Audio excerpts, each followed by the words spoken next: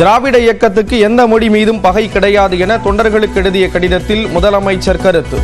ஹிந்தி திணிப்பில் மத்திய உள்துறை அமைச்சர் அமித் ஷா, கல்வி அமைச்சர் தர்மேந்திர பிரதான் தீவிரம் காட்டுவதாக குற்றச்சாட்டு.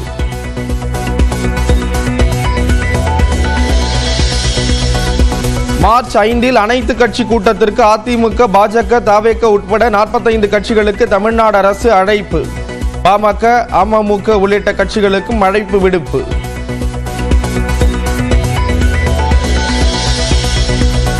தவேக 2ஆம் ஆண்டு தொடக்க விழாவில் பங்கேற்க நீலாங்கரை வீட்டிலிருந்து புறப்பட்டார் விஜய்.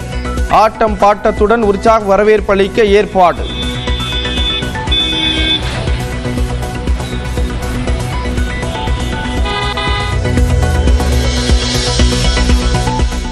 சென்னை நீலாங்கரையில் உள்ள விஜய் வீட்டிற்குள் காலணி வீசிய நபரால் பரபரப்பு. முன்னுக்கு பின் முரணாக பேசியவரை அழைத்து சென்று காவல்துறையினர் விசாரணை.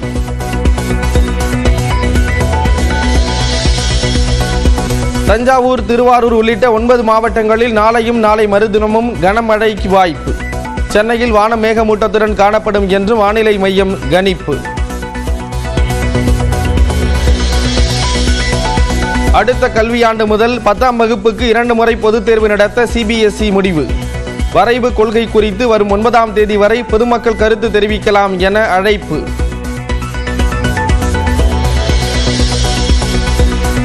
பாஜக மாவட்ட அலுவலக திறப்பு விழாவிற்காக கோவைமுத்தூர் வந்த உள்துறை அமைச்சர் அமித் ஷாவிற்கு உற்சாக வரவேற்பு.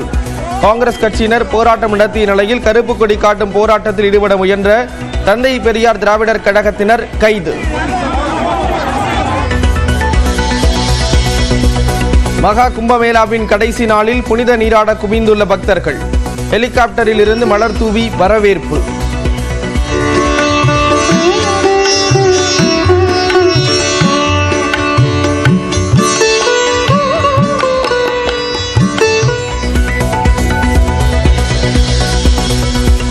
சாம்பியன்ஸ் கோப்பை கிரிக்கெட் தொடரில் மழையால் கைவிடப்பட்ட ஆஸ்திரேலியா, தென்னாப்பிரிக்கா இடையேயான போட்டி.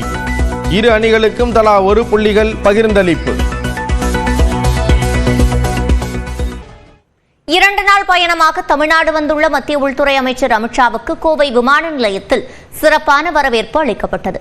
பாஜக மாவட்ட அலுவலகத்தை இன்று காலை திறந்து வைக்கும் அமித் ஷா ஈஷா யோகா மையத்தில் நடைபெறும் மகாசிவராத்திரி விழாவில் சிறப்பு விருந்தினராக கலந்து கொள்கிறார்.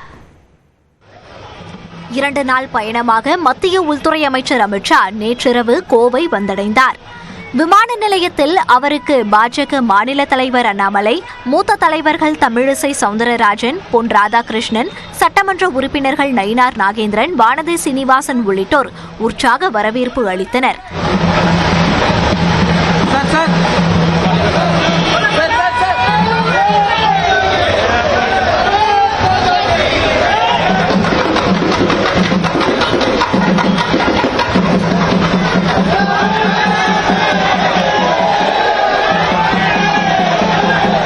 பாஜகவினரின் உற்சாக வரவேற்பினை ஏற்றுக்கொண்ட அமித் ஷா அவினாசி சாலையில் உள்ள நட்சத்திர விடுதியில் தங்குவதற்காக காரில் புறப்பட்டு சென்றார். அவருடன் அண்ணாமலை மற்றும் முக்கிய நிர்வாகிகள் சென்றனர். அப்போது தொண்டர்களை அமித் ஷா சந்தித்தார். இதனைத் தொடர்ந்து கோவை பீளமேட்டில் கட்டப்பட்டுள்ள பாஜக மாவட்ட அலுவலகத்தை இன்று காலை திறந்து வைக்கும் அமித் ஷா அதனைத் தொடர்ந்து பாஜக நிர்வாகிகளுடன் ஆலோசனை நடத்த இருப்பதாக தகவல் வெளியாகியுள்ளது. இதில் மாநில தலைவர் அண்ணாமலை மற்றும் முக்கிய நிர்வாகிகள் கலந்து கொள்கின்றனர். இதனையடுத்து மாலையில் ஈஷா யோகா மையத்தில் நடைபெறும் மகா சிவராத்திரி விழாவில் அமித் ஷா பங்கேற்கிறார். அங்கு அவருக்கு ஈஷா யோகா மைய நிறுவனர் ஜக்கி வாசுதேவ் சிறப்பு வரவேற்பு அளிக்க உள்ளார். விழாவில் பங்கேற்ற பிறகு ஹெலிகாப்டர் மூலம் கோவை விமான நிலையத்திற்கு செல்லும் அமித் ஷா அங்கிருந்து தனி விமானம் மூலம் டெல்லி புறப்பட்டு செல்கிறார். அமித் ஷா வருகையையொட்டி கோவை மாநகரில் ஏராளமான காவலர்கள் பாதுகாப்பு பணியில் ஈடுபட்டுள்ளனர். இதனிடையே அமித் ஷா வருகையை கண்டித்து கோவை காந்தி பார்க்கில் காங்கிரஸ் கட்சியின் மாநில தலைவர் செல்வ பெருந்தகை தலைமையில் அக்கட்சியினர் ஆர்ப்பாட்டத்தில் ஈடுபட்டனர். Go back Amit Shah, get out Amit Shah என்ற வாசகங்கள் மூலம் தங்களது எதிர்ப்பை பதிவு செய்தனர். Go back, go back, go back, go back. Amit Shah, go back. அமித்ஷாவே go back. திரும்பி போ, திரும்பி போ. திரும்பி போ, திரும்பி போ. அமித்ஷா திரும்பி போ. அமித்ஷாவே திரும்பி போ. பிரதமர் PM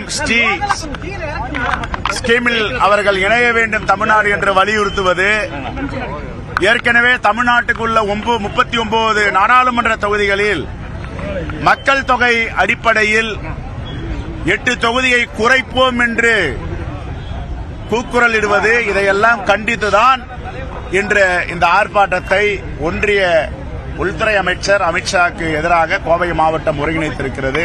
இதேபோன்று அவிநாசி சாலையில் அமித்ஷாவுக்கு எதிராக கருப்பு கொடி காட்டும் போராட்டத்தில் தந்தை பெரியார் திராவிடர் கழகத்தினர் ஈடுபட முயன்றனர். இதனைத் தொடர்ந்து 100க்கும் மேற்பட்டோரை காவல்துறையினர் கைது செய்தனர்.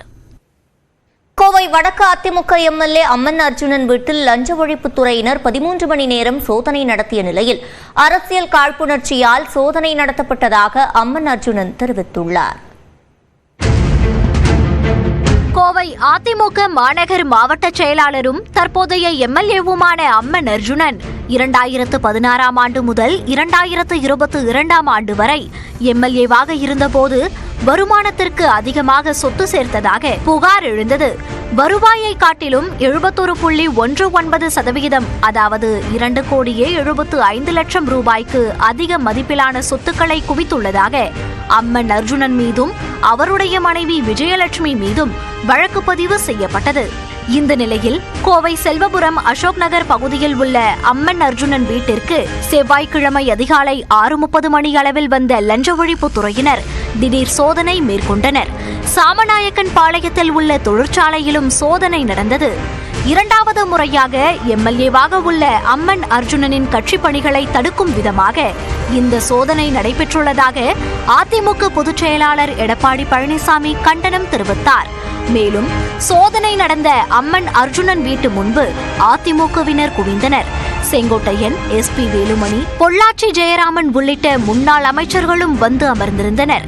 செங்கோட்டையனுக்கும் SP வேலுமணிக்கும் இடையே பிணக்கு உள்ளதாக கூறப்பட்ட நிலையில் இருவரும் சிரித்து பேசி அளவலாவியது கவனம் பெற்றது.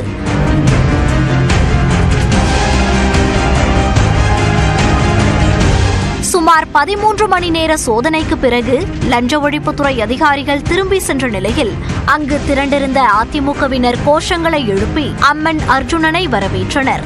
அப்போது செய்தியாளர்களை சந்தித்த அம்மன் அர்ஜுனன் எத்தனை சோதனை நடந்தாலும் எதிர்கொள்வோம் என்று கூறினார். இது சோதனைங்கிறது ஒரு காழ்ப்புணர்ச்சியில பண்றாங்க. 2,75,00,000 அக்கௌண்ட்ல இருக்கு. எதுவுமே நான் 2016 அப்டேட் தாக்கல் பண்ணியிருக்கேன். 2021 நான் அப்டேட் தாக்கல் பண்ணிருக்கேன். எல்லாமே அக்கௌண்ட்ல இருக்கு. அவங்க சோதனையில 2 மணி நேரத்துல முடிச்சிட்டு இன்னைய வரைக்கும் அவங்களுக்கு ப்ரொசீஜர் 7 மணிக்கு தான் வெளியே போகணுங்கிற மாதிரி அவங்க இருந்தாங்களே. எதுவுமே இல்லை, எல்லாமே நான் சட்டப்படி கரெக்டா தான் இருக்கு.